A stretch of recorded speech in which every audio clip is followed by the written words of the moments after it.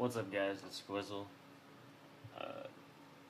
Today I'm going to be doing a video about this Master number 140. Here's the key, show you it does work. It's a 4-pin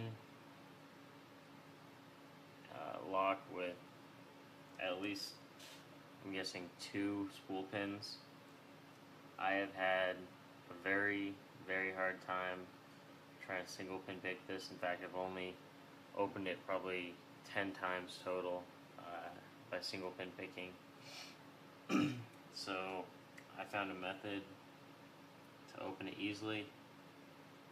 It doesn't work on all of these because I have another Master 140 here that this method did not work on, so it doesn't work on all of them. But if you have a lock like this and you can't open it by single pin picking, this may be an option. If you have a Bogota, let me just show you. Here's the key, and then here's the Bogota. So it basically is the exact same shape. So if you just get in there with the Bogota and kind of wiggle it around,